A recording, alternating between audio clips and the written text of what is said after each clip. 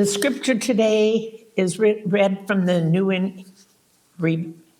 International Version, Daniel 3, verses 13 to 28.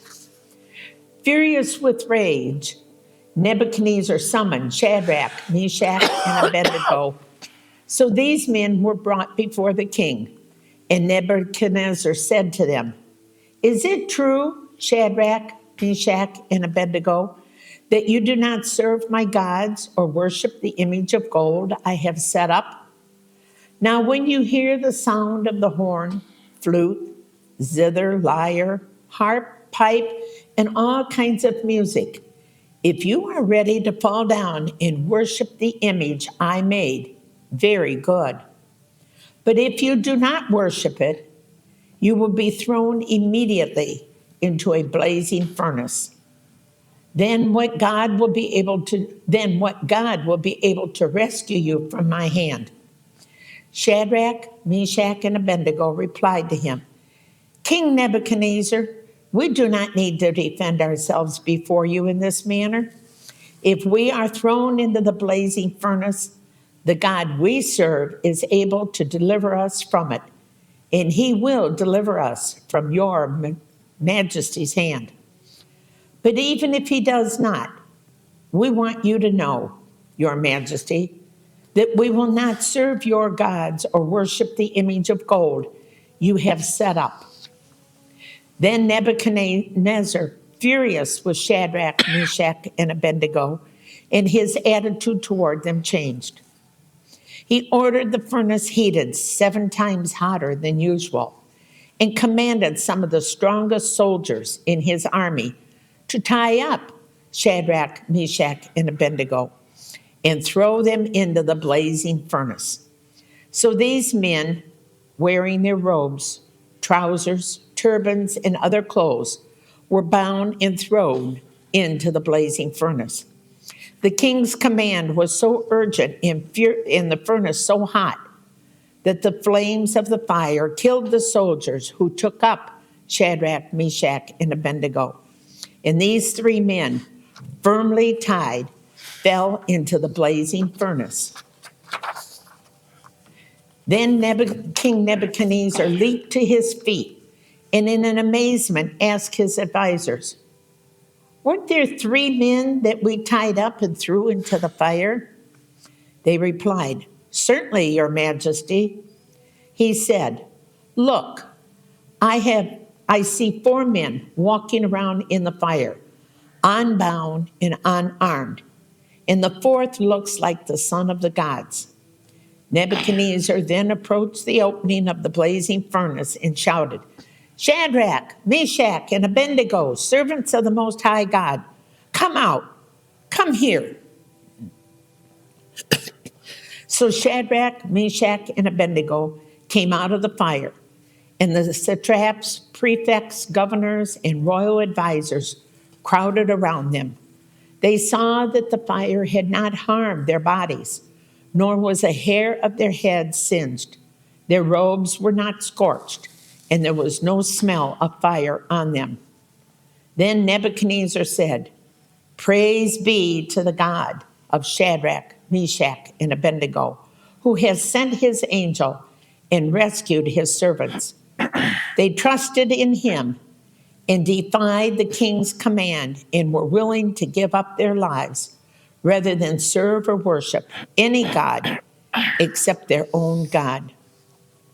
This is the word of God for the people of God. Thanks be to God.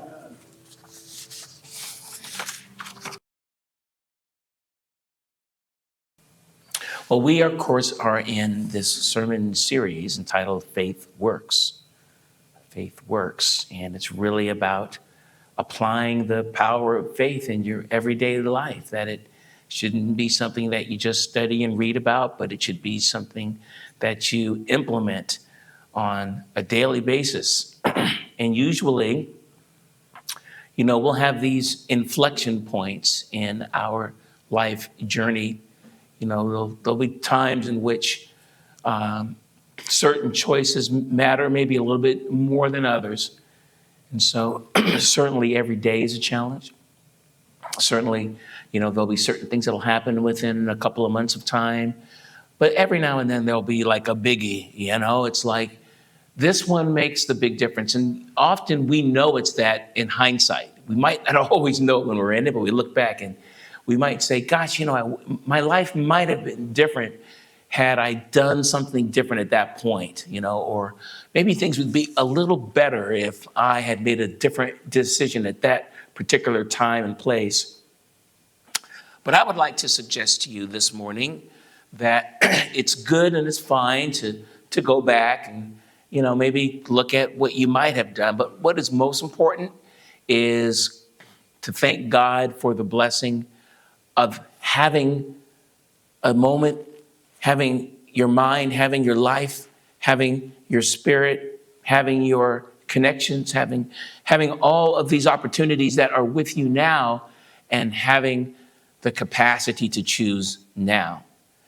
And what I found more often than not is that when we were in maybe that inflection point, maybe the fire was turned up and maybe we, didn't rise to the occasion, I have found that God will put you back into it at some point later. It's like, this thing is not just about what your life outcome is. It's really even more about who you are becoming as a result of it. I can think of this in my own life as a pastor. I guess I have to call myself a pastoral journeyman now, because I was looking at these bishops and stuff, and all the amazing things that they've done. And then they usually have a list of the number of churches they've pastored. And I've usually pastored twice as many as they have, right? So I will never be a bishop, but I guess I am a pastoral journeyman. So I've pastored 9 churches now. And so you learn a lot through each of these different churches, because churches are like people. They have their own histories, their own personalities, their own issues. And so, when you're thrown into different situations, then you get to learn a lot too. And so, there was a repeating pattern. And one of those repeating patterns for me was like with my very first church.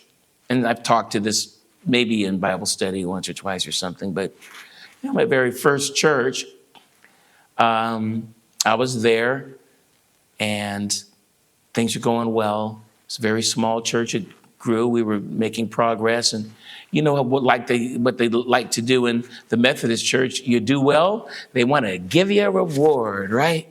And so they wanted to move me right away. And I kind of went to the bishop. I said, if you do that, you're probably going to kill the church, And they did that, and the church died, okay? And so, and there were other situations that could be compared to that. But for me, as a kid, as a first time, 30 years old, your first church, you do whatever the bishop tells you to do, that kind of thing. And you make sure that you don't get out of line, and you respect your leadership, and you still should. But as we are refined, there are times in which we even have to follow the Lord, where he's saying even beyond that. And that was a part of my own testing. And so I think that we grow through these challenging moments where it's a tough decision and it's, almost like being on fire almost, it can be anguish. But when we make that decision, we become better. God puts us in a better place. And then we're able to do the wonderful things that he's called us to do. So, leading up to that point is really everything that we've talked about, right? We've talked about having a certain faith, having that assurance, not a hoping and a wishing, but when or being in the zone, like when that athlete is in the zone and they just know they're going to make it and they keep on getting it in the hoop. Having that assurance is having the ingredient of faith that can really move mountains and do things. It's that mustard seed, that certainty. But then after that, the next thing needs to be having a faith that takes action without the natural resource. So you have the certainty, but you prove it You prove that it's a spiritual certainty when you put it into action without the natural resource. Because if you have the natural resource, what do you need the faith for, right? But if you actually put it into action as a spiritual resource, then you watch God provide the natural resource to both the ministry you've called to and to the minister. And then thirdly, we said focus, that once you have that certainty and once you put it into action, we saw that Peter did that. He had the certainty. He saw Jesus. He put it into action. He stepped out of the boat. But then what happened is he didn't have the stamina. That once he started seeing the winds and the waves, he sank right back down. And so in order for us to make it all the way to our destination, we have to keep the focus. So it's a certain faith, it's an action faith, and it's a focus faith. And if we have all three of those, we're well along our way to becoming our best selves and to be used by God in a way that we never thought possible. And so here we are in this wonderful story of faith and fire. You see, servant cannot be greater than his master. Jesus was tested. We're tested. Jesus was tested in the wilderness for 40 days and 40 nights. The enemy came to him. But then when the enemy failed and Jesus withstood the fiery test, if you want to call it that, the scripture says, and the enemy left to return at an opportune time. In other words, if we're not greater than the master, then even when you have those first three steps of a faith that works, you can be certain what will happen is that the waves will subside, the storm will calm, and you'll be gliding, and you'll be as happy as a lark. You'll be skipping through the daisies. It'll be great. But you know what? The enemy will return at an opportune time. And so I'm here to prepare you, to let you know that once you get going, don't ever think, oh, I made it. You're not made it until you see the Lord. As long as you're here, we're continuing to be in the state of testing. And so we have to have the stamina to go all the way. And usually that is built up through a testing in fire. Now, when I was a lot younger, I was a football player. And my best buddy, he was also a football player, and he lived in Palo Alto. So we would work out in the summer to get ready for summer camp. And his house wasn't too far from Stanford Stadium.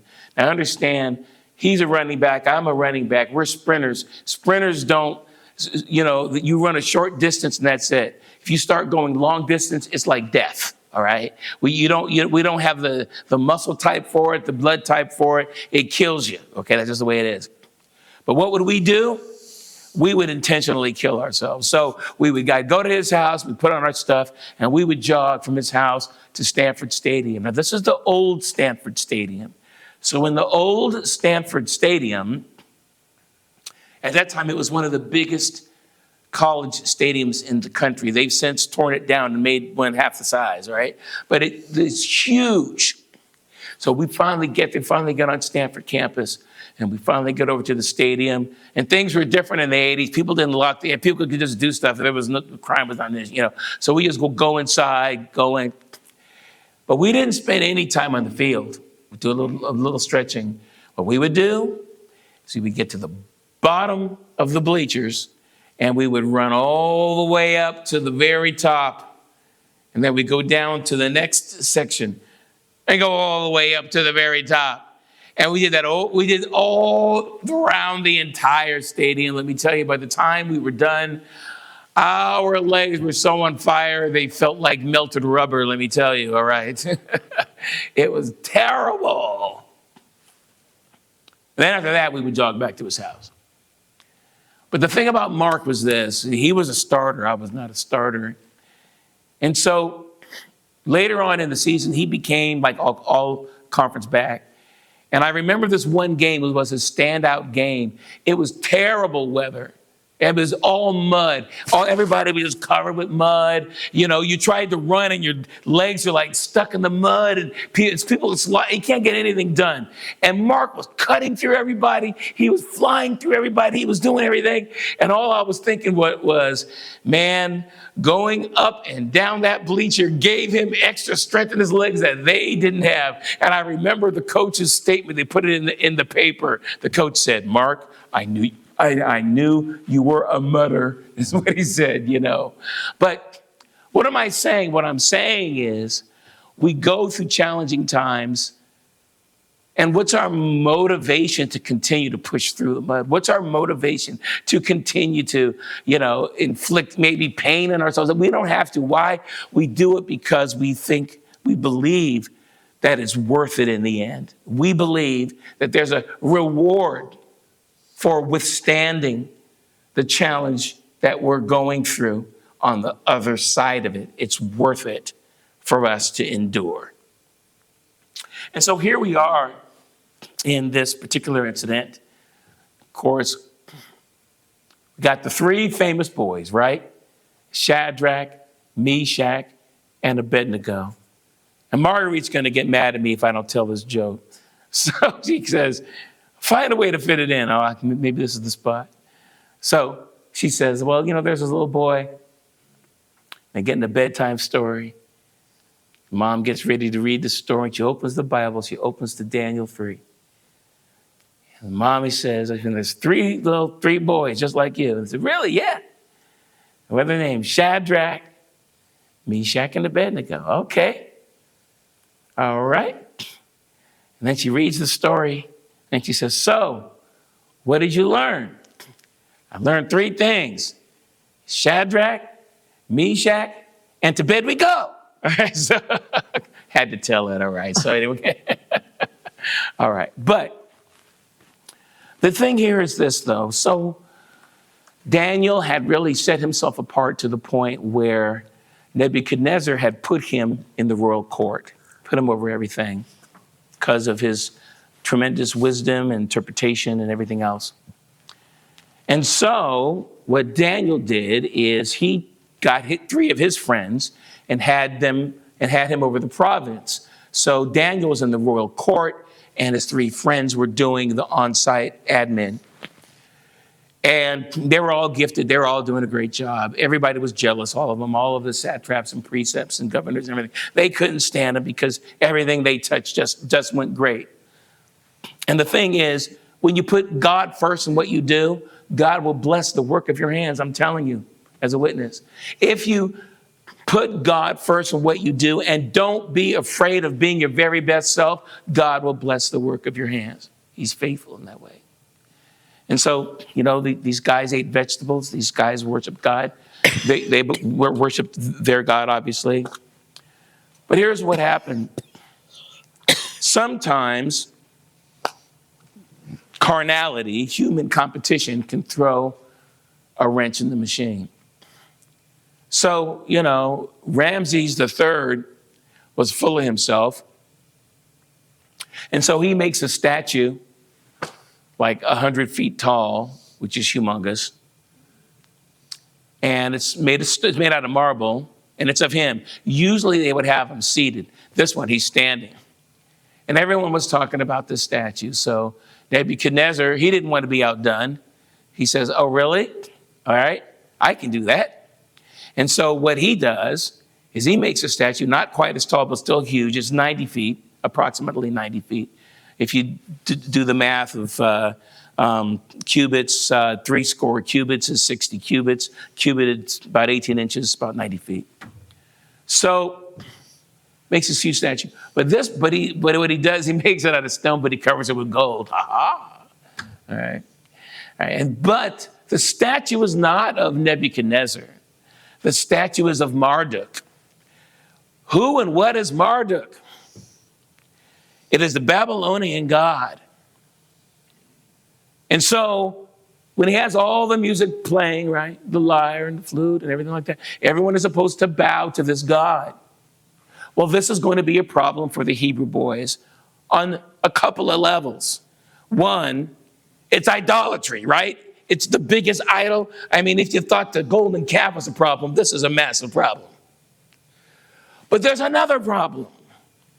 Because you see, Marduk in the Babylonian theology is the senior god of all gods.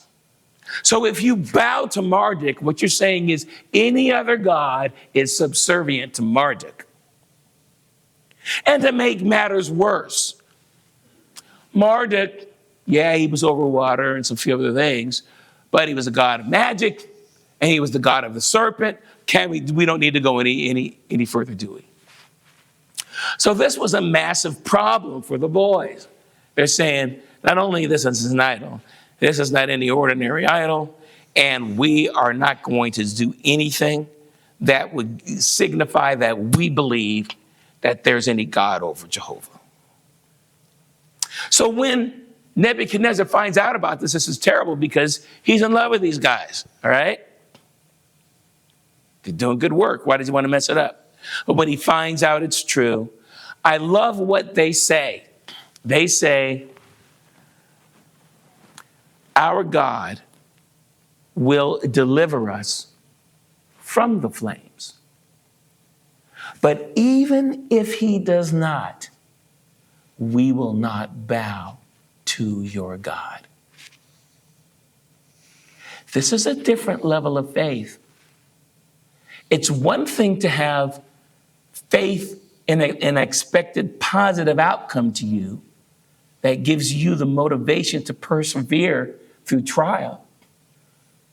It's another level of faith to have faith to persevere through trial, whether you get the outcome or not.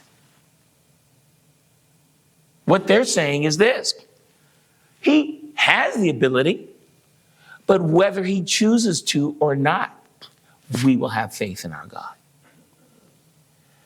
I think this is the most powerful form of faith.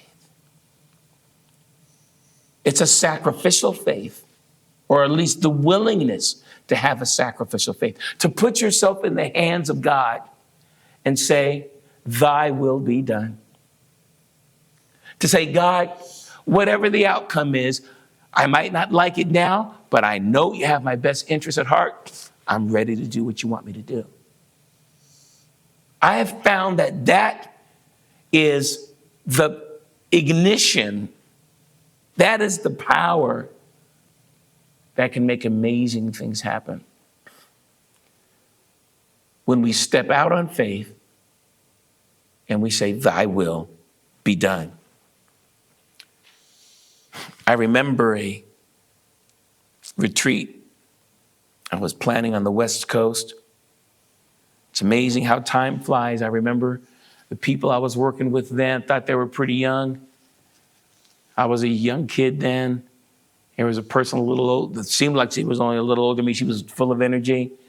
I just got on Facebook yesterday. She had her birthday yesterday and turned 95. My, how time flies, right? Thought we were just running around, a bunch of young people. Time flies. Time flies. Every day, God will give us a choice. He'll give us an inflection point. It can be a small one. It might be a big one. But all of them will be faith choices. Some might be faith and fire choices. What is a faith and fire choice? A faith and fire choice is when maybe you have to stand up for something, when you're going to be embarrassed or when you're going to be ostracized for standing up for something, and take the fire for it. Sometimes it might be a problem that you've had and maybe only you and God know about it, whatever it is. All right. We'll always like to call out the obvious ones. Oh, you're drinking alcohol or, whatever. Okay. But you see, it doesn't matter what it is. What matters is whether it separates you from God. And so we all have our fires that we need to come through. And we all want them to just be done away with. But God knows that the power and the capacity of faith that he's planted in you is more than enough, he and you together, to deal with whatever it is. Maybe you love to gossip. Maybe you love to tear people down. When I say love, you know what I mean? You got a habit with it or something like that, right? Maybe you just put too many other things before God. You have other gods. But God is saying that if you are steadfast in focusing on him, when those temptations come around, that will purify you, strengthen you. And what I love that happens here is they throw the boys in. Now, by the way, the fiery furnace historically was a form of criminal punishment in that particular provincial area at the time. And throw them in. Usually there was a door with window that the king could look through. He looks in, asks them, wait, we just put in 3, right? I see 4.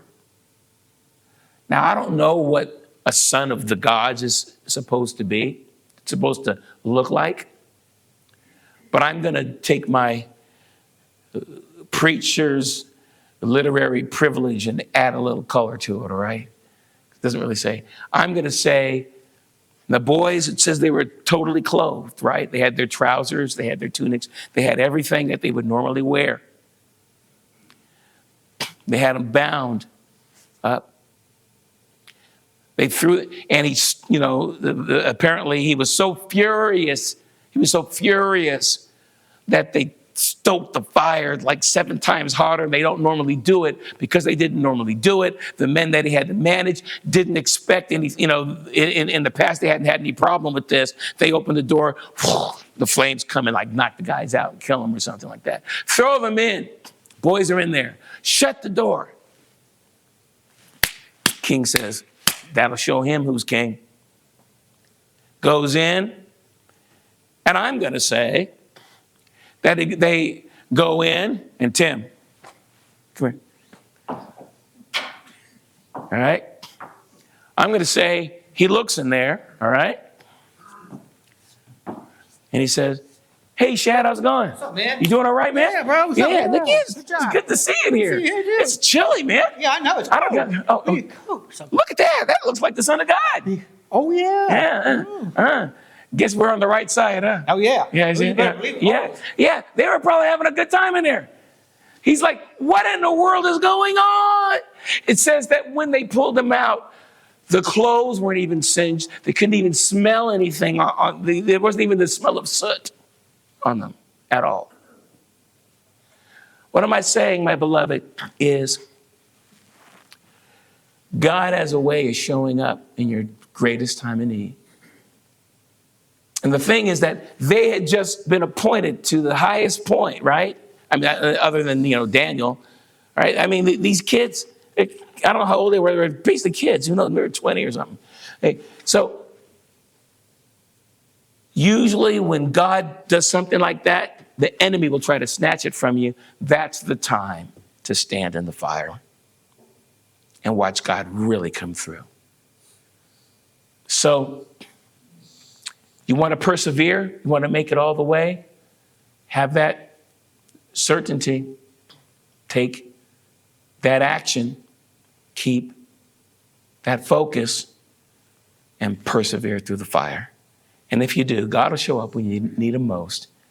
He'll do it on a daily basis through those inflection points.